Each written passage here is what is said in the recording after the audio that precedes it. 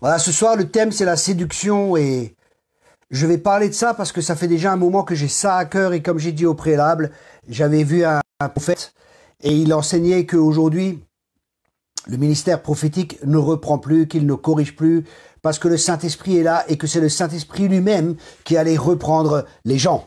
Et que le jugement était venu, que Dieu ne jugeait plus de nos jours parce que le jugement est venu sur Jésus à la croix, donc Dieu ne juge plus.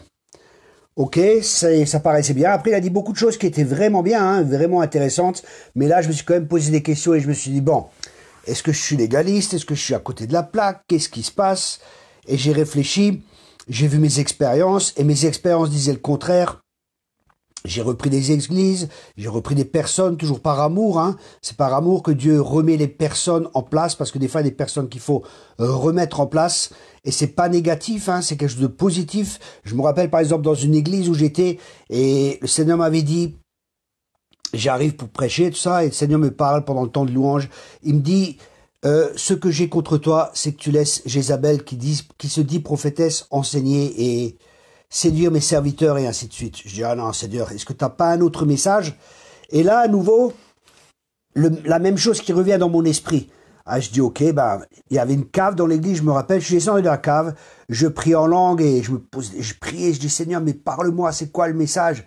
Et j'arrête, j'écoute dans mon esprit et j'entends, ce que j'ai contre toi, c'est que tu laisses Jézabel qui se dit prophétesse enseigner et séduire mes serviteurs. Je dis, oh non, ok. Je monte en haut, je prêche ce message que Dieu m'a donné.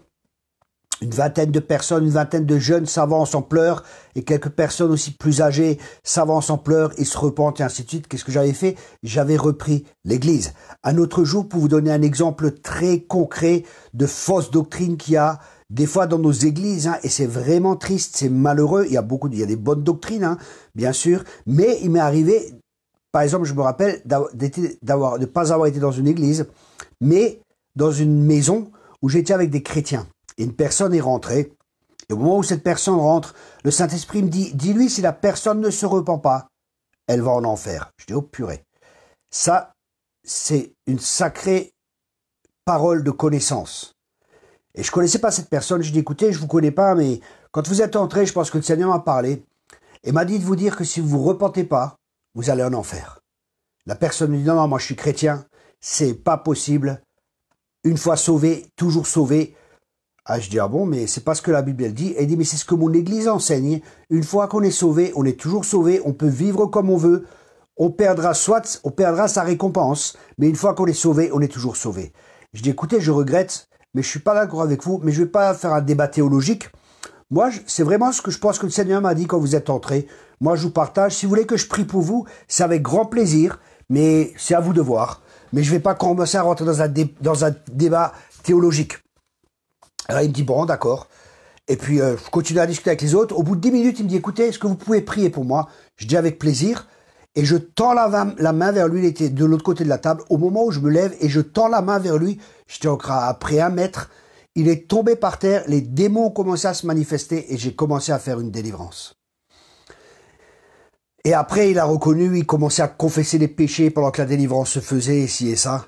Donc, vous voyez, une expérience m'a prouvé que cela n'est pas juste. Mais je ne peux pas bâtir, ou mes expériences, parce qu'il y en avait d'autres, hein, mais une expérience, ça c'est très important, une expérience doit être éprouvée avec la parole de Dieu, parce que la plus haute autorité que nous avons, c'est la parole. Dieu a dit que sa parole même, elle est au-dessus de lui, vous vous rendez compte? Donc la parole, c'est le summum, c'est l'autorité absolue. Et ça, c'est très important pour nous, en tant que chrétiens, que nous soyons des hommes et des femmes de la parole de Dieu. C'est tellement important. Vous savez, je vois tellement de gens où il y a tellement un manque d'enseignement dans l'église, mais c'est catastrophique, c'est terrible. J'entends des fois des débats, des personnes qui parlent et ça me rappelle, c'est pour ça que j'ai fait une école biblique aussi par correspondance, parce que Dieu m'avait parlé à l'époque et il m'a dit, fais une école. Je dis, Seigneur, j'ai tellement de travail, est-ce que c'est vraiment toi qui me parles? Confirme-moi ça. avec la parole de Dieu de nouveau. Ouais, je demande confirmation avec la parole. Et là, Dieu m'a remis dans le Osée. Et dans Osée, il est dit, mon peuple périt faute de connaissance. Et c'est vrai, parce qu'on n'a pas la connaissance, on est aveuglé et on ne sait pas où on va. Parce que sa parole est une lumière sur mon sentier. Sa parole éclaire mon sentier. La parole de Dieu est tellement importante et nous devons être des hommes et des femmes de la parole, parce que l'ennemi va essayer de nous séduire par tous les moyens. Et l'arme que nous avons, l'arme offensive, c'est la parole de Dieu.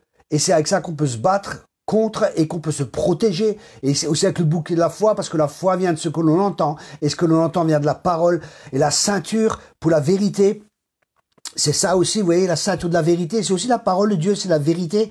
Donc c'est tellement important de connaître cette vérité qui est en fin de compte une personne. Parce qu'il y a aussi de l'humanisme dans l'Église, et l'humanisme c'est vraiment une arme qui est terrible que l'ennemi utilise, et l'humanisme c'est que l'homme a pris la place de Dieu, l'homme sait ce qui est bon, l'homme sait ce qui est mauvais, l'homme est à la place de Dieu, l'homme est le centre, et malheureusement des fois dans nos églises aussi, dans nos cultes, c'est l'homme qui est le centre, c'est pas Dieu qui est le centre.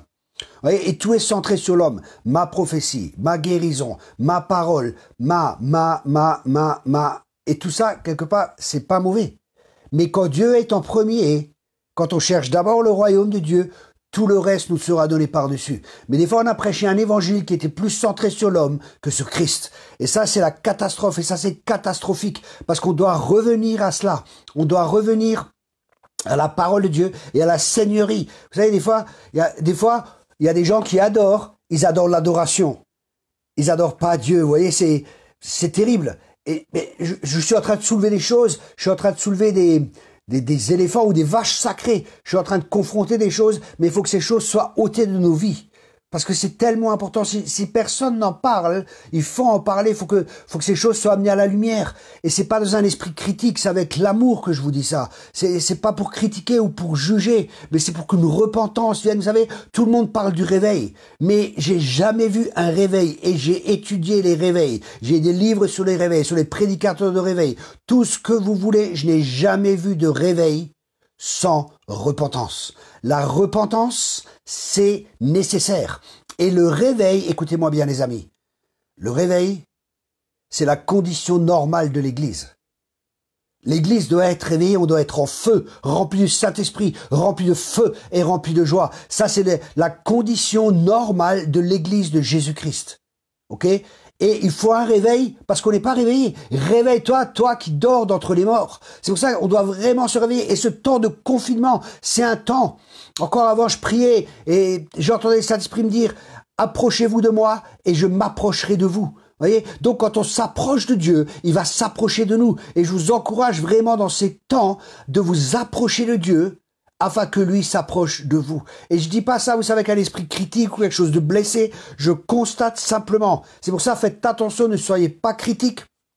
Ne dites pas oui, l'Église est ceci et cela, parce que l'Église, c'est nous. Et ce qui doit changer, c'est nous. Comprenez? C'est très important, c'est pas critique, on n'est pas dans un état de jugement, on n'est pas dans un état de critique, parce que l'Église c'est nous et nous aimons l'Église. Jésus aime son Église, Jésus aime son épouse. Donc c'est vraiment très important de comprendre ça. Mais il est important, vous savez, j'étais dans les affaires et c'est important de voir dans les affaires à la fin de l'année ou après quelques mois, est-ce que ça fonctionne, est-ce que ça fonctionne pas, pourquoi ça fonctionne et pourquoi ça fonctionne pas. Et c'est ce qu'il faut exactement pour nous en tant qu'Église. Il faut qu'on se repose des questions dans ce temps de confinement. Pourquoi ça ne fonctionne pas? Pourquoi nous ne vivons pas ce que vivaient dans les actes des apôtres? Pourquoi est-ce que la puissance de Dieu n'est pas manifeste? Qu'est-ce qui manque? Est-ce que Dieu a changé? Mes amis, Dieu n'a pas changé. Dieu veut un réveil. Dieu veut déverser son esprit. Dieu veut que les malades soient guéris. Dieu veut que les aveugles voient. Dieu veut que les gens soient sauvés. Mais c'est nous qui devons changer. Dieu ne change pas. Il est le même hier, aujourd'hui et pour toute l'éternité. Donc c'est nous qui devons être changés et être transformés dans nos mentalités. Et c'est pour ça qu'on doit prêcher et revenir à l'évangile, au même évangile que Jésus prêchait. Il a dit, il faut que cet évangile soit prêché dans toutes les nations. S'il dit que cet évangile doit être prêché dans toutes les nations, c'est qu'il y a un autre évangile, mais que cet évangile soit anathème. Cet évangile n'est pas de Dieu, il n'y a qu'un seul évangile. Et c'est celui que Jésus-Christ a prêché, et c'est l'évangile du royaume de Dieu. Et cet évangile du royaume de Dieu, c'est la primauté, c'est la souveraineté, c'est la seigneurie de Jésus-Christ dans ce message. Il a dit, repentez-vous. Et certains se repentent assez pour être sauvés, entre parenthèses, mais pas assez pour vivre dans le royaume de Dieu et pour vivre dans la dimension du royaume, dans la dimension que Dieu veut que l'on vive. Ils se repentent, ils sont sauvés, ils ont donné leur vie à Jésus, ils ont accepté Jésus comme Seigneur, mais parce que l'intelligence n'est pas renouvelée, parce qu'ils n'ont pas compris qu'ils appartiennent à un nouveau roi, que leur vie ne leur appartient plus, parce qu'ils sont pas venus à l'évangile par un message vraiment de repentance, par la croix qui doit nous être prêchée, par la repentance qui doit être prêchée. Quand vous regardez des gens comme Finney, avec 80% des conversions, les personnes sont restées. 80% des gens qui sont convertis sont restés. Aujourd'hui, on parle de 20% qui restent. C'est terrible. 20% restent au Seigneur. Pourquoi? Parce qu'on a dilué le message. Et je vois même des prophètes qui diluent le message, qui disent il ne faut plus reprendre. Aujourd'hui, on ne reprend plus. Le Saint-Esprit reprend les personnes. Dieu ne juge plus parce que le jugement est venu à la croix. Et alors, qu'est-ce que j'ai fait? J'ai commencé à chercher dans les Écritures. Et nous allons voir ce que l'Écriture dit. Mais avant d'en venir à ça, j'aimerais parler de Ésaïe 59 au verset 14 que j'ai partagé avant. Ésaïe, chapitre 59, au verset 14, aussi le droit recule et la justice est loin de nous.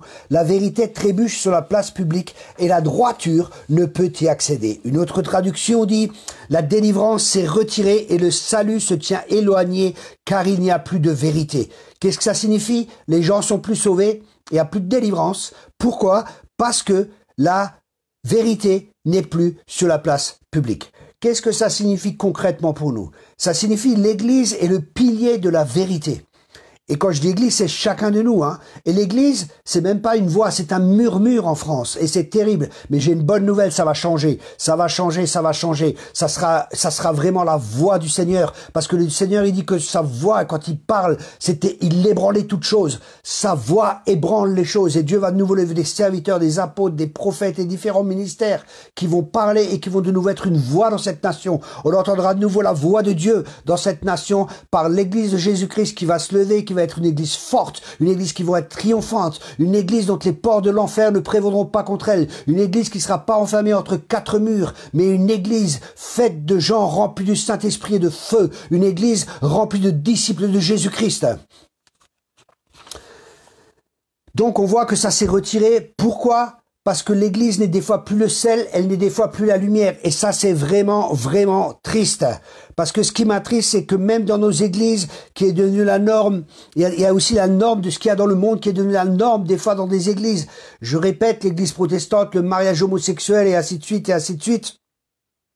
Alors que l'Église devait être le sel de la terre et la lumière du monde, c'est-à-dire refléter les standards de Dieu. Nous sommes là pour refléter les standards de Dieu. Nous sommes là pour faire la différence. Nous sommes le sel de la terre. Le sel était utilisé quand Jésus en parle, quand les gens faisaient leurs besoins, ils mettaient du sel dessus pour enlever les excréments et tout ça, pour que ça soit détruit. Vous voyez? Donc c'est pour enlever les choses négatives, le sel. Et c'est ce que nous sommes. Nous sommes le sel de la terre. Et nous sommes la lumière de ce monde. Vous savez, on n'a pas besoin d'avoir peur de ce monde. La lumière vint toujours. Quand vous rentrez dans une pièce et que cette pièce, elle est sombre, commencez pas à combattre les ténèbres, allumez la lumière. Et Jésus a dit, nous sommes la lumière du monde. Alléluia. Et nous sommes là pour briller dans ce monde qui est perdu. Nous sommes là, alléluia, pour faire la différence, bien-aimés. Vous êtes le sel de la terre. Tu es la lumière du monde, bien-aimé. Tu es la lumière, pas tu seras, tu es déjà la lumière du monde. Alors marchons comme des enfants de lumière. Marchons dans cette vérité. Marchons dans la puissance du Saint-Esprit.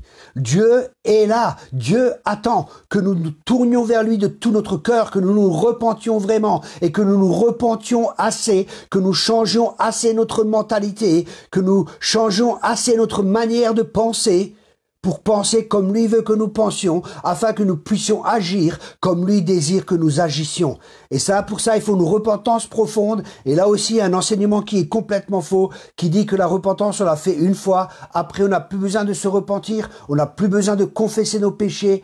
parce que Jésus il a tout accompli à la croix, donc on confesse une fois à la conversion et après on n'a plus besoin de confesser nos péchés. Mais ma Bible elle dit confessez les péchés les uns aux autres ou appelez les anciens. Et si vous avez des péchés, dites-leur ces choses-là. Vous comprenez, il faut rester biblique dans les enseignements qu'on entend. Et j'entends beaucoup de gens, quand ils achètent ces livres de ces prédicateurs, ils disent Alléluia, ils disent Amen à toutes ces prédications qui sont contraires à la parole de Dieu et qui sont pas en accord avec les Écritures. C'est pour ça qu'il faut de nouveau qu'il y ait des prédicateurs qui soient remplis du Saint-Esprit, mais qui soient aussi remplis de la parole de Dieu et qui puissent justement ramener la vérité. Et ça, c'est les ministères apostoliques et les ministères prophétiques qui posent des fondements. Le prophète arrache et il reconstruit. Dieu il a dit à Jérémie, je t'ai appelé dès le ventre de ta mère et je t'ai consacré pour être prophète des nations, afin que tu ailles, que tu plantes et que tu arraches. Que tu arraches et que tu plantes. Et des fois, il faut arracher avant de planter. Il faut arracher les vieilles pensées. Il faut arracher les vieilles mentalités pour pouvoir amener la nouvelle mentalité. Des fois, on a une mentalité de pauvreté, on a une mentalité d'esclave, on a une mentalité de désert, on a une mentalité d'orphelin. Comme si on n'avait pas, en tant que chrétien, on n'avait pas de père, parce que nous avions comme père au préalable, le père de tous les orphelins, Satan. C'est pour ça que c'est tellement important que maintenant, Dieu qui est notre père, on ait cette relation avec lui de cœur à cœur. Et alors on n'est plus des orphelins, on devient des fils et des filles. Et ça, c'est toute une maturité qu'il y a à avoir. C'est pour ça que la Bible, elle parle de bébé spirituel, elle parle d'enfant spirituel, elle parle de jeune homme spirituel et elle parle de mère et de père et de mère spirituelle. Je vais faire un enseignement aussi sur ça avec les différents stades de maturité, parce que des fois dans un domaine, dans un autre on peut être un bébé et dans un autre on peut être un père, mais des fois il y a des domaines dans notre vie où on n'est pas encore arrivé à maturité parce qu'on a besoin de guérison intérieure, on a besoin de renouvellement de l'intelligence, on a besoin que le Seigneur prenne les rênes aussi dans ce domaine. C'est ça la conversion, hein. On se convertit et Dieu continue à la bonne œuvre qu'il a commencé en nous, il va l'achever, il continue à travailler, c'est pas un travail qui se fait en une fois, après il y a de nouveau des domaines dans notre vie qui doivent être travaillés, et là Dieu travaille, et c'est souvent progressif, et c'est ainsi qu'on va de gloire en gloire, et de victoire en victoire, alléluia, et c'est à ça qu'on est appelés les amis. Donc ça m'attriste de voir tous ces enseignements qui sont contradictoires, qui sont contraires aux Écritures, qui sont actuellement dans l'Église, et c'est nécessaire que quelqu'un confronte ces choses et dénonce ces choses. Nous ne devons pas avoir peur. L'apôtre Paul a repris Pierre. Ça aussi, c'est le Nouveau Testament. Je regrette ce cher prophète qui est mondialement connu. Il est dans une fausse doctrine en disant que un prophète ne reprend plus, c'est faux. Et que le jugement est arrivé à la croix, tout est fait, c'est faux. Ce n'est pas ce que la parole de Dieu dit. La parole de Dieu dit autre chose. Regardez Ananas et Saphira qui sont tombés morts. Je sais pas si c'est pas un jugement, mais c'est quoi alors? Vous voyez? Et le jugement, c'est pas quelque chose de négatif. Oui, Dieu nous juge, il nous frappe. Non, non. Dieu, quand il juge, ça a toujours une connotation de rédemption. C'est toujours rédemptif. Ça, c'est important de comprendre ça. Quand Dieu nous juge, il nous montre ce qui va pas pour qu'on s'aligne avec lui. Ok? Dieu est un père. Et ça, c'est quelque chose de positif. Et après, si on se repent pas, si on ne change pas nos mentalités, il y aura des conséquences aux choix que nous faisons. Si nous faisons les bons choix, la bénédiction sera là. Voici, je mets un chemin devant toi, un chemin qui mène à la vie. Choisis la vie afin que tu vives. Si nous choisissons ce chemin et nous marchons dans cette bénédiction, ok, on sera béni et béni et béni et béni. Ok? Vous savez, en tant qu'Église, on ne peut pas amener la repentance si nous-mêmes, nous ne passons pas par une repentance profonde. Et plus la repentance est profonde dans nos vies, plus Christ aura de place dans notre vie. Oui, l'évangile de l'hypergrâce, c'est ça le problème, c'est l'hypergrâce. Vous savez, j'ai exprès acheté le livre de Michael Brown, je ne sais pas si vous connaissez, où il parle de l'hypergrâce, parce que j'entendais des prédicateurs et quelque part dans mon esprit, je me disais, ah ça colle pas, c'est pas juste, mais il y a des foules qui les suivent, des milliers de gens qui les suivent. Pardon. Donc j'ai acheté le livre de Michael Brown sur conseil, de différents ministères du réseau que je fais partie, l'apôtre principal, le fondateur de cela. Il a dit, voilà, je vous recommande d'acheter le livre de Michael Brown, et ça parle sur l'hypergrâce. Et Michael Brown verset par verset, précepte après précepte, loi après loi, verset après verset, il démontre cette fausse doctrine de l'hypergrâce. Il a écrit à ces gens, ils ont répondu, ils ont dit non, ce n'est non discutable, nous ne changeons pas. Et ce qui est très intéressant, vous voyez, c'est que souvent les gens qui sont dans cette hypergrâce, quand vous n'êtes pas d'accord avec eux, ils n'ont pas de grâce pour vous. Des fois, ils disent, vous êtes religieux, vous êtes des pharisiens. Ils disent des mots et des paroles qui ne sont pas comme avec des frères et des sœurs où on discute tranquillement dans l'amour, Bible en main. Vous voyez, c'est tellement important. Bible en main, les amis. C'est comme ça qu'on peut voir si un enseignement est faux ou si un enseignement est juste. C'est avec la parole de Dieu et par le Saint-Esprit. La somme de tes paroles est la vérité. Un verset sorti du contexte devient un prétexte. Je répète cela. Un verset sorti du contexte devient un prétexte. C'est pour ça que nous devons, l'écriture explique l'écriture. La Bible, elle dit qu'il faut qu'il y ait 2 ou 3 témoins toujours. Ça veut dire 2 ou 3 versets, pas un verset sorti comme ça. La Bible s'explique par la Bible. C'est une parole qui est vivante. Et Jésus nous dit, dans Luc 3, verset 8, « Produisez donc des fruits qui conviennent à la repentance, et ne mettez pas à vous dire en vous-même, nous avons Abraham pour père, car je vous dis que Dieu peut de ces pierres susciter des enfants à Abraham. » Ici, il dit qu'il y a des fruits qui doivent être là à la repentance. Il n'y a pas juste une repentance. J'ai vu des gens se repentir et qui continuaient leur vie comme au préalable. C'est pas une vraie repentance. La vraie repentance, c'est qu'on se détourne de son péché et on se tourne vers Dieu. Je m'explique. Par exemple, je suis avec maintenant un ami et je dis voilà, là aujourd'hui on est à Strasbourg et j'aimerais aller à Paris, c'est la capitale de la France, c'est merveilleux. Et mes amis disent non mon ami, ils viennent du Midi, on va à Marseille, Marseille c'est magnifique, hein? On va aller à Marseille à la plage et tout, et c'est trop bien Marseille, tu manges bien, les gens sont sympathiques, hein? Tout ce que tu veux, on va aller à Marseille. Et la voiture, je dis bon ok, ben écoute, tu m'as convaincu, on va à Marseille. Mais je continue à rouler en direction de Paris.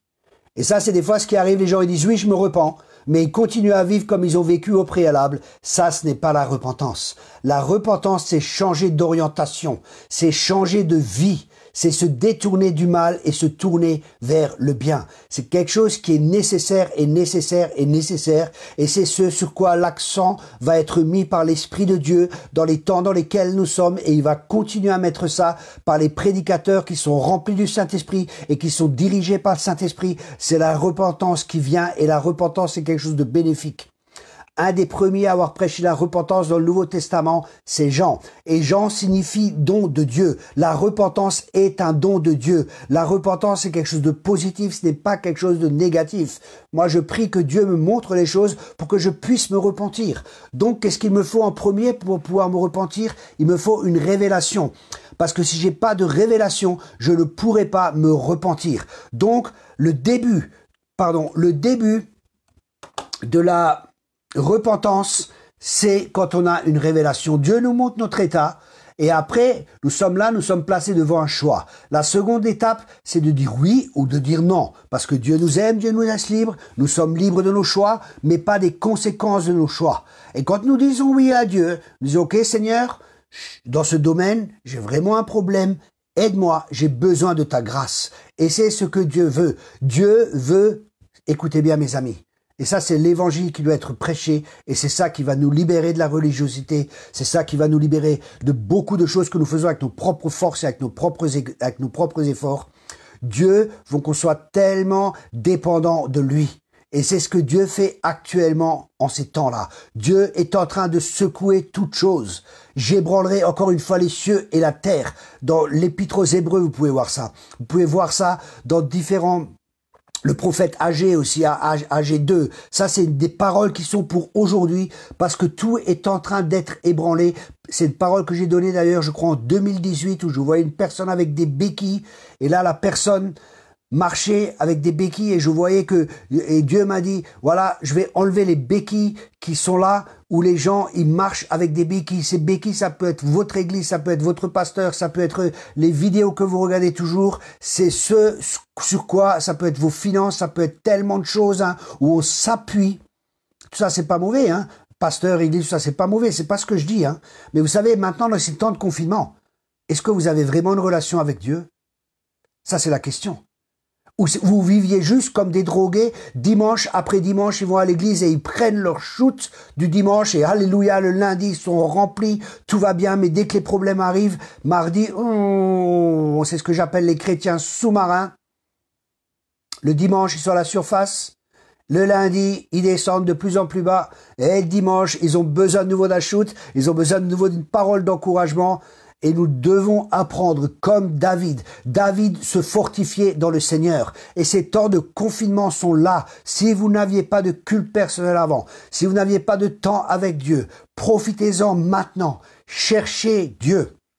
La parole que j'ai eue ce soir, c'est « Je me laisse trouver par ceux qui me cherchent. Approchez-vous de moi et je m'approcherai de vous. » Mes amis, approchons-nous de Dieu. Dieu nous a fait une promesse que si nous nous approchons de lui, lui s'approchera de nous. C'est une certitude. Il m'est arrivé pendant 1 semaine, 2 semaines, je cherchais Dieu, j'avais pas de réponse. Il n'y avait rien. C'était le vide complet. Mais je savais que je savais, parce que la parole de Dieu dit « Approchez-vous de moi et je m'approcherai de vous », que quelque chose se passait et qu'il y avait des choses qui se passaient en moi, même que je le sente ou que je le sente pas. Quand on est dans la présence de Dieu, on ressort, on est différent. Et je cherchais Dieu pour Dieu et Dieu travaillait mon cœur. Dieu faisait des choses à l'intérieur de moi. Dieu faisait un travail, même je l'entendais pas, même il n'y avait rien qui se produisait extérieurement. Et là aussi, Dieu voulait voir, est-ce que tu me cherches vraiment? Est-ce que tu veux vraiment me rencontrer? Vous voyez, je sais plus où c'était, plusieurs fois ils ont parlé avec Jésus et Jésus répondait pas tout de suite. Il laissait faire. Est-ce que les gens voulaient vraiment la réponse? Est-ce que vous cherchez vraiment Dieu? Les amis, cherchons. Cherchons Dieu de tout notre cœur. Et il se laisse trouver par ceux qui le cherchent de tout leur cœur. Si vous le cherchez de tout votre cœur, il y a une promesse pour chacun de nous, mes amis. Nous allons avoir la réponse de Dieu. Je vous encourage. Cherchez-le de tout votre cœur. Il se laisse trouver par ceux qui le cherchent. Oui, donc il dit, produisez donc des fruits qui conviennent à la repentance et ne vous mettez pas à vous dire en vous-même. Ils se séduisaient eux-mêmes en se disant en eux-mêmes, non, nous, descendance d'Abraham, on n'a pas besoin de ça, on n'a pas besoin de se repentir. Vous comprenez? Oui, je fais partie de telle église, oui, je fais partie de telle dénomination, oui, je suis un chrétien évangélique, j'ai pas besoin de me repentir, j'ai pas besoin de ça, j'ai pas besoin de ceci. Et une autre preuve de la fin des temps, que j'aimerais partager avec vous, c'est Israël.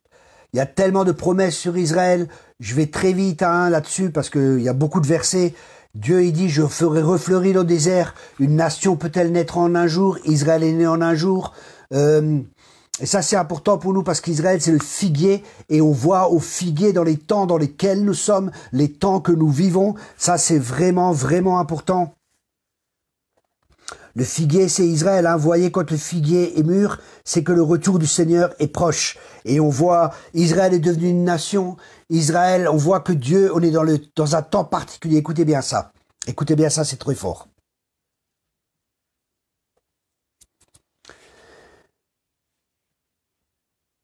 Israël a été envahi en 67, a été repris par le peuple juif.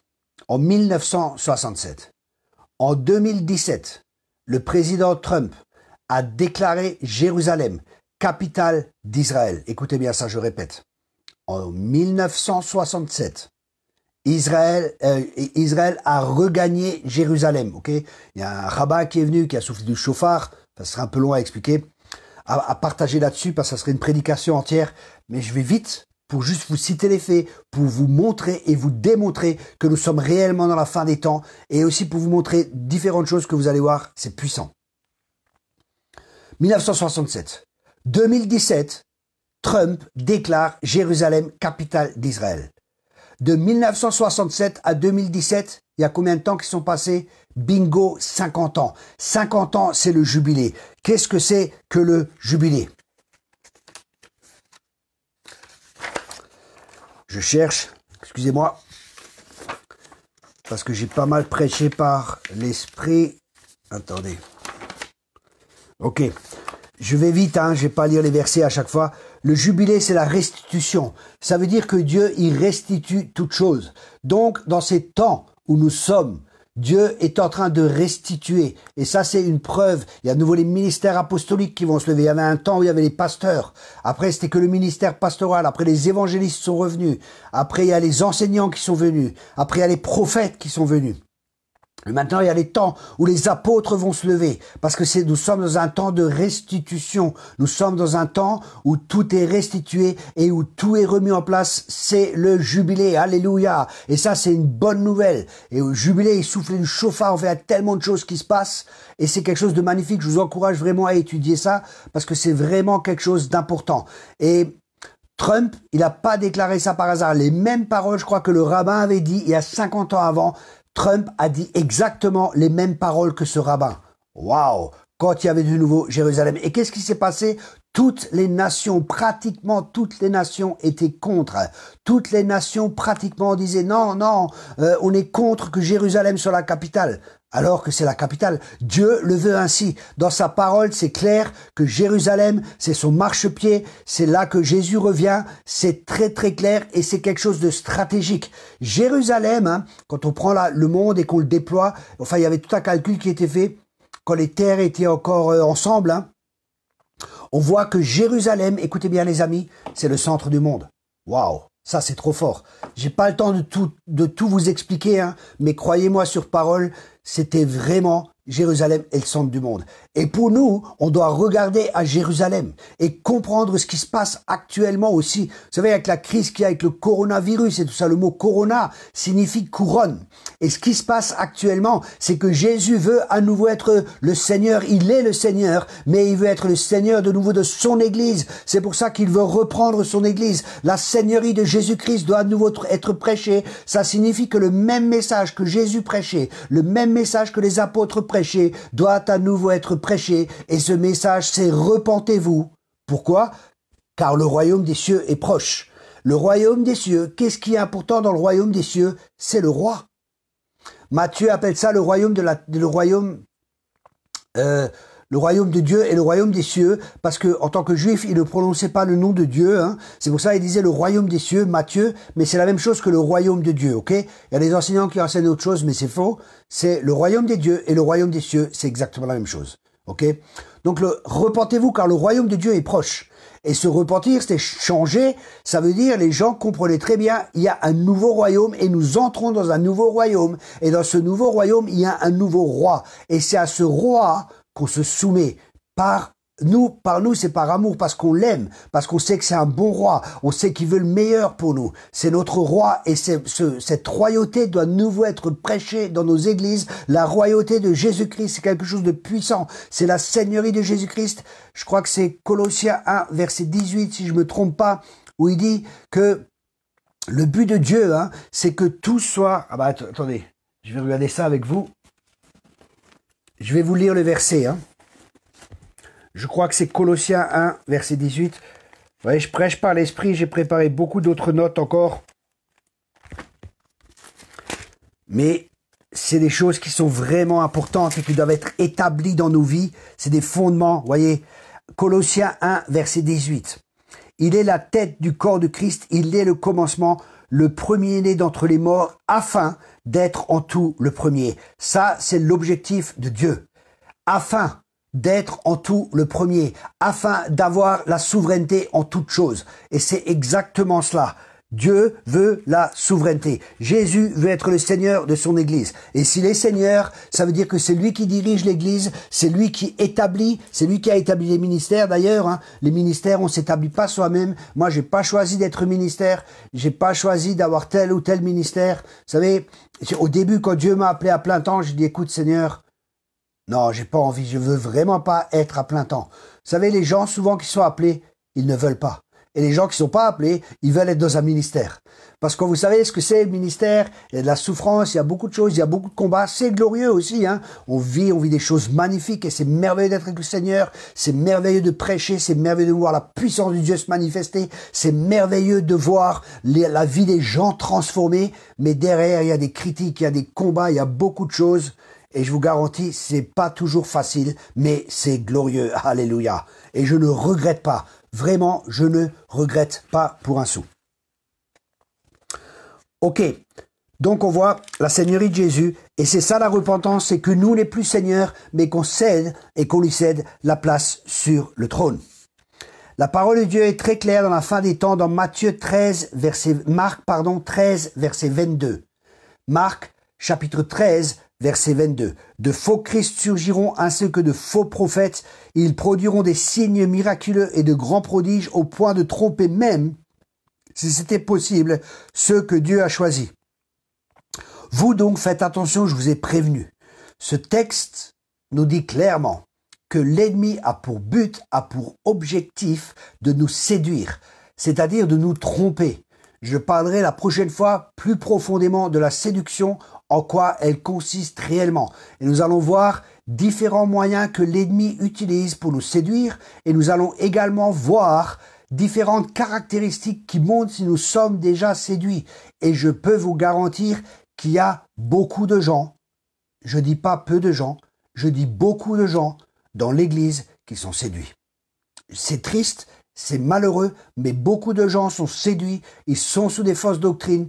Il y en a qui croient qu'ils peuvent vivre comme ils veulent et qu'il n'y aura pas de conséquences. Mais ne vous y trompez pas, on ne se moque pas de Dieu. Ce qu'un homme a semé, il le récoltera. Ce qu'un homme a semé, il le récoltera. Ne vous y trompez pas. Ça veut dire qu'on peut être trompé. Ça veut dire qu'on peut être séduit, les amis. Et ça, c'est pour chacun de nous. Parce que des gens, je connais des gens, cet homme que je vous ai cité au début, il vivait dans le péché. Et il partait en enfer. Alors qu'un jour, il avait accepté le Seigneur. Voyez ?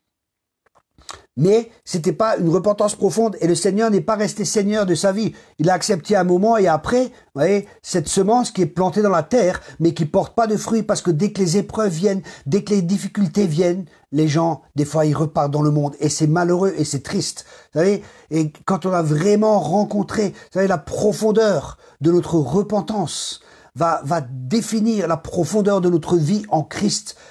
Vous savez, il y a tellement peu de discernement, exactement. Il y a tellement peu de discernement. Et des fois, je vois des prédicateurs qui sont là et je vois toute la religiosité. Je vois comme ils sont plus normaux, comme ils changent de voix quand ils prêchent. Ils commencent à faire des gestes et à plus être normaux. Et des milliers les suivent, je vous garantis, les amis, des milliers. Ou des gens qui disent que des choses qui sont agréables aux oreilles. Parce que c'est ça, le moyen de la séduction. C'est pas quelque chose qui va être désagréable pour nous séduire. C'est quelque chose qui va être agréable. Mais la croix, elle n'est pas agréable. Ok?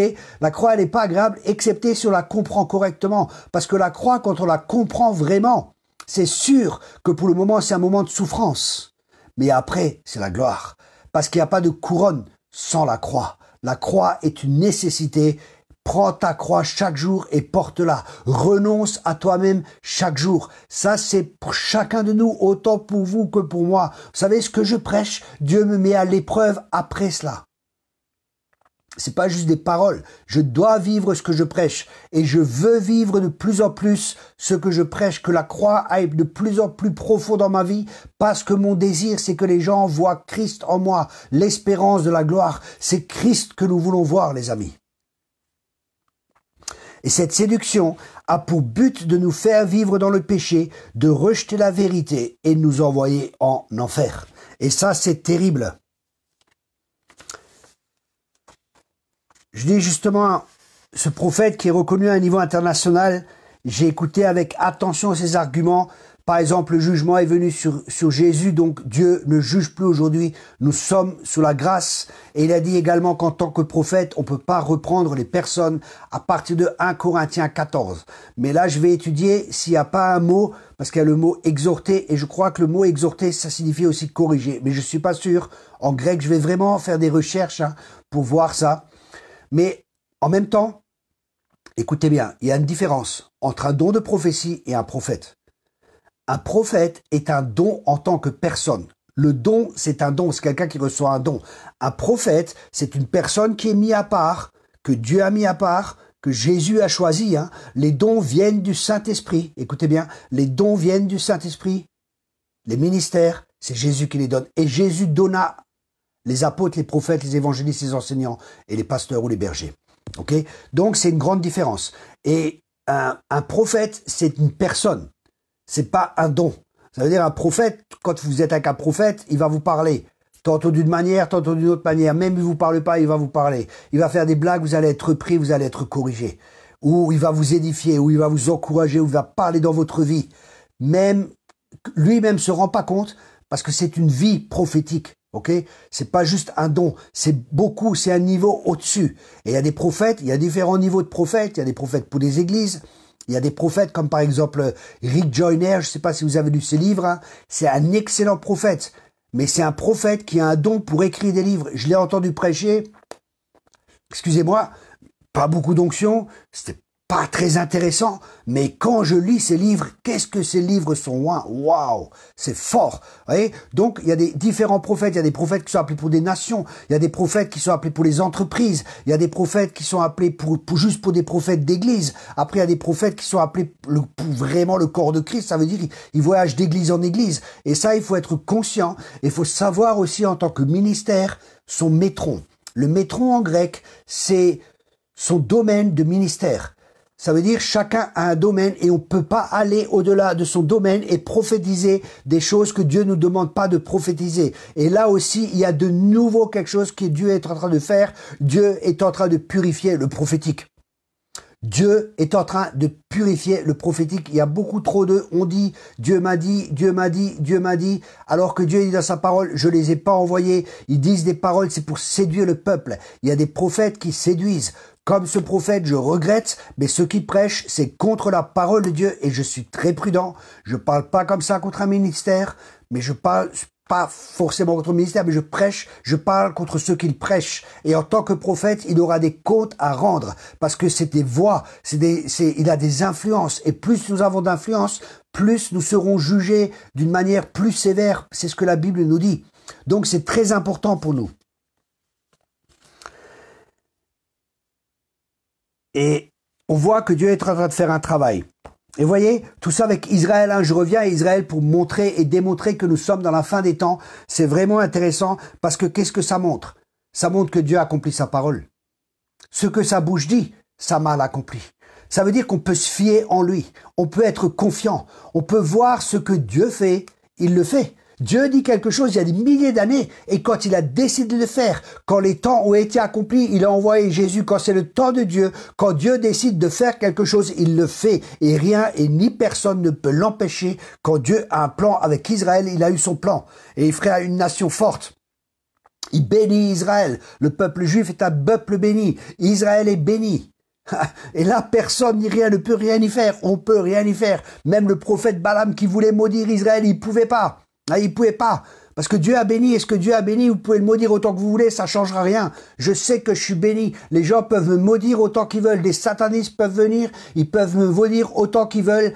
Aucune arme forgée, toute arme forgée contre moi sera sans effet. Et la malédiction sans cause sera sans effet. Amen. Donc, on ne sera pas touché. Amen, les gens, mes amis, soyez encouragés, soyez fortifiés. Dieu est assis sur son trône. Dieu est encore assis sur son trône et il règne. Alléluia. Dieu n'est pas surpris par les choses qui arrivent. Écoutez bien. Psaume 2, verset 1. Psaume 2, verset 1. Pourquoi ce tumulte des nations, ce vain murmure des peuples? Les rois de la terre se dressent, les grands se liguent entre eux contre le Seigneur et son Messie. Et ça va venir. La persécution va venir, les amis. Parce que l'Église va déranger de plus en plus. Et nous allons de plus en plus proclamer cette vérité. Nous allons de plus en plus être la lumière. Et les ténèbres vont commencer à se lever de plus en plus contre la lumière. Mais la bonne nouvelle, les amis, j'ai lu la fin du bouquin. On a gagné, on a gagné. Donc ne vous inquiétez pas, on connaît la fin et on sait qu'on a gagné. Et après ça, il dit... Faisons sauter nos chaînes, rejetons ses entraves. Celui qui règne dans les cieux s'en amuse. Les seigneurs se rient de ses ennemis ou le Seigneur les tourne en dérision. Mes amis, Dieu règne sur son trône. Il n'est pas surpris par le coronavirus. Il n'a pas de crise d'angoisse. Il n'a pas peur. Il n'a pas peur pour son église. Il n'a pas peur que les églises soient fermées. Sincèrement, je vous dis, c'est même une bénédiction que les églises soient fermées parce que les gens se retrouvent chez eux et des fois, ils ont plus ces béquilles. Le groupe de louanges, le pasteur, leur message, mais ils peuvent maintenant se placer face à face avec leur Dieu. comme Élie, devant le Dieu devant qui je me tiens. Et ça, c'est ce que Dieu veut. Dieu veut que ses enfants reviennent à lui de tout leur cœur. Et ça s'appelle la repentance. Dieu veut qu'on revienne. Revenons à lui de tout notre cœur. Déchirons nos cœurs et pas nos vêtements. Revenons à Dieu. C'est ce message qui doit être prêché pour que l'Église puisse être changée, pour que nous soyons des outres neuves, pour que les choses anciennes soient ôtées, afin que Dieu fasse de nous des outres neuves. Les vieilles outres, on les prenait, on les mettait dans l'huile, on les laissait tremper, on les frappait, je crois, pour que tout ça se soit ôté, toutes les choses, et on faisait des nouvelles outres avec cela.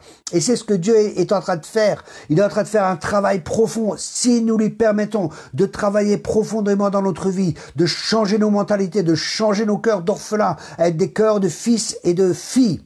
Et c'est ce que Dieu veut faire dans nos cœurs profondément. Et ça, c'est tellement important. Vous savez, beaucoup écrivent, oui, on dit que la vérité dérange, et ci et ça. Moi, je suis prédicateur de la vérité. Je suis pas là pour faire plaisir. Je suis pas là pour dire aux gens ce qu'ils veulent entendre. Je suis là pour dire aux gens ce qu'ils doivent entendre. Parce que des fois, on va entendre des choses, mais ces choses ne vont pas changer votre vie. Vous savez, Dieu nous dit pas ce qu'on veut entendre. Dieu nous dit ce qu'on doit entendre. C'est lui qui est Dieu.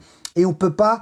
Et vous savez, dans la fin des temps, la Bible a dit que ils vont chercher des enseignants qui leur disent que des bonnes choses et ainsi de suite. Mais c'est pas possible. C'est bien sûr, on a besoin d'être encouragé. Et je suis quelqu'un qui encourage. Et j'aime encourager. Mais quand il faut reprendre, il faut reprendre. Et c'est un temps où l'Esprit de Dieu est en train de ramener son Église. Il est en train d'ébranler l'Église parce que l'Église a besoin d'être ébranlée parce qu'elle n'est pas la lumière, elle n'est pas la voix prophétique dans cette nation que Dieu désire qu'elle soit. Je répète cela, l'Église actuellement n'est pas encore la voix prophétique que Dieu désire qu'elle soit. La France est une terre prophétique, c'est la terre des prophètes, c'est la terre des Huguenots et Dieu est en train de réveiller l'esprit des Huguenots. Il y a un grand réveil qui se prépare, il y a quelque chose de fort qui se prépare. L'esprit d'Élie va revenir dans cette nation. Et cet esprit, quand il vient, c'est la repentance qui est prêchée. C'est la repentance. Mettez vos voies droites. Choisissez qui vous voulez servir aujourd'hui. Ou est-ce que vous voulez servir les faux dieux? Vous voulez servir Baal? Vous voulez être sous l'oppression de Jézabel? Vous voulez être dans l'emprise des faux prophètes? Ou vous voulez être avec le Dieu que je sers? Le Dieu d'Abraham, le Dieu d'Isaac et le Dieu de Jacob. Et ça, c'est Élie. Il y avait une confrontation qui amenait à une séparation.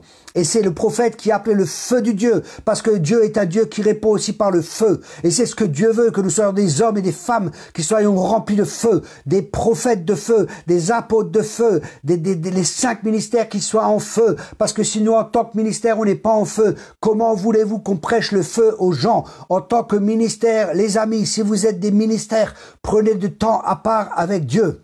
Vous savez, un prophète, il préfère être dans le lieu secret que d'être sur l'estrade. Un vrai prophète ne cherche pas l'estrade. Il aime les gens. Mais il y a trop de gens, ils courent pour avoir des estrades. Ils courent pour avoir des invitations. Moi, mon temps préféré, c'est d'être avec mon Père. C'est d'être avec mon Dieu quand il me parle et je lui parle et on partage ensemble et il montre des choses. Quand il me touche avec son amour, quand il me touche avec sa douceur. Quand il me parle, c'est merveilleux d'être avec Dieu. Vous comprenez? Et ça, c'est des vrais ministères. Ils préfèrent être avec le Seigneur. Ils n'ont pas besoin d'une estrade parce qu'ils ont des besoins, ils ont des manques qui sont en eux pour être acclamés par les gens, pour être applaudis par les gens, pour dire oui, c'est un bon message. Ah, ce que vous dites, c'est merveilleux. C'est des gens qui dépendent de Dieu, comme Élie. Et c'est ce que Dieu est en train de préparer. Dieu est en train de lever une armée. Et c'est des gens qui connaissent leur Dieu. C'est des gens qui seront forts. C'est des gens qui ont été mis à part. C'est des gens qui ont été mis à part du système, qui sont pas dans un système qui cloisonne les gens, mais qui sont dans le royaume de Dieu, alléluia, et qui vit dans la liberté glorieuse des enfants de Dieu, des hommes et des femmes qui vont marcher comme Élie, qui ont été mis à part pour un temps comme celui-ci. Je répète, des gens qui ont été à part pour un temps comme celui-ci, des gens qui ont été formés dans le désert, comme Jean-Baptiste, des gens qui ont été mis à part. Un vrai prophète ne refuse pas le désert, c'est une nécessité parce que Dieu travaille nos cœurs en profondeur. Dieu ôte les choses négatives de nos vies et nous avons besoin de cela. Et nous devons comprendre cela en tant que ministère parce que nous ne pouvons pas amener aux gens ce que nous-mêmes nous n'avons pas vécu. C'est fini le temps des gens qui parlent pour parler où il n'y a pas de puissance de Dieu, où il n'y a pas ces choses-là. Ces gens vont se taire dans les temps qui viennent parce que les vrais prophètes de l'Éternel vont se lever. Les vrais ministères vont se lever de plus en plus. Des gens qui sont mis à part pour Dieu. Dieu, des gens qui cherchent à amener la volonté de Dieu, des gens qui vont dire Dieu dit et les choses vont s'accomplir quand ils vont parler, pas 50 ans après, des gens qui seront revêtus d'une telle autorité. Ça sera très fort, les amis, dans les temps qui viennent, ça va être des temps glorieux. Mais pour ça, permettons actuellement de nous laisser préparer, permettons à Dieu de purifier nos cœurs, permettons à Dieu de travailler nos vies en profondeur pour être ces vases d'honneur, alléluia, pour être ces vases qui vont porter la gloire de Dieu, qui va être plus forte que celle de la première maison. Il y a quelque chose de très fort qui se prépare, les amis. Et le feu va venir. Et ce feu, il va brûler la paille, il va brûler tout ce qui n'est pas l'or, tout ce qui n'est pas de Dieu. Ça va être consumé parce que Dieu est encore une fois en train d'ébranler toutes choses. Alors, laissons-nous ébranler par le Seigneur. Amen. Parce que quand il ébranle, il ôte tout ce qui n'est pas à sa gloire. Tout ce qui n'est pas de lui, il va l'ôter. Tout ce qui n'est pas bâti sur son royaume. Tout va être ébranlé parce qu'il veut qu'on soit construit sur un royaume qui est inébranlable. Et le royaume de Dieu, c'est un royaume qui est inébranlable. Aïe, déjà 50 minutes, je pourrais encore parler 1 heure, les amis. C'est quand on est saisi, on est saisi. On a envie de partager. Ok. Voilà.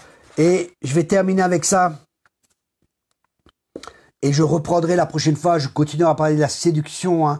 On ira plus en profondeur dans cela, et c'est vraiment une nécessité qu'on comprenne ce qu'est réellement la séduction. Mais avant de terminer, j'aimerais encore partager avec vous que la Bible, elle dit que c'est comme au temps de Noé. Allez, un jour l'arche s'est fermée, il a parlé, Noé a parlé, et nous devons être comme Noé, c'est comme au temps de Noé, hein. L'église, Noé, parlait. Et les gens se moquaient, les gens riaient. Il y a des gens qui se moquaient, il y a des gens qui riaient. Voyez. Mais lui, il a sauvé sa famille. Sa famille était sauvée. Ça, c'est important pour nous. Faut que notre famille, déjà, elle soit sauvée. Ok. Ça, c'est vraiment une priorité dans le cœur de Dieu. Parce que c'est ça aussi l'esprit d'Élie. Je ramènerai le cœur des pères vers les fils et le cœur des fils vers les pères. Ça, c'est vraiment un point qui est très important. Mais après, comme dans les temps de Noé, les gens mangeaient, les gens buvaient. Et qu'est-ce qu'il y a de mal à ça? Il n'y a rien de mal. Mais la Bible, elle dit, ils ne se doutaient de rien. Et ça, c'est le problème. Vous savez, même des gens dans l'église, ils ne se doutent pas dans les temps dans lesquels nous sommes. C'est pour ça que nous devons avoir l'esprit d'Isaacar. Et je parlerai de cela aussi la prochaine fois, ce qu'est l'esprit d'Isaacar et pourquoi c'est tellement, tellement nécessaire que l'esprit d'Isaacar soit au milieu de nous. Ça va nous permettre de comprendre les temps et aussi nous permettre de comprendre quoi faire pendant ces temps. Et je prie, Père, pour ta grâce. Je prie, Père, pour chaque personne ce soir. Je prie, Seigneur, que vraiment tes paroles ne soient pas, que ces paroles ne tombent pas à terre, Seigneur. Qu'aucune parole ne tombe à terre. Que ces paroles tombent dans le cœur des gens. Que tout esprit contraire, que toute séduction soit ôtée dans le nom de Jésus. Que ta parole soit comme un marteau qui brise le roc le plus dur. Je prie, Père, que la parole qui a été proclamée ce soir, qu'elle fasse son effet dans la vie des gens. Que cette parole porte du fruit 30, 60 et 100 fois. Que la vie de mes bien-aimés soit changée. Que ma propre vie soit encore changée. Pour qu'on puisse de plus en plus te ressembler, pour qu'on puisse de plus en plus marcher de gloire en gloire et de victoire en victoire. Vraiment, Seigneur, merci pour ta parole qui est sortie ce soir. Merci pour ta parole qui a amené la vie ce soir, que des vies ont été transformées. Alléluia, que des prises de conscience ont été faites. Et je prie encore, Seigneur, que cette parole, que tu continues à agir au travers de cette parole encore ce soir, dans le nom puissant de Jésus. Une génération radicale qui se lève, les amis.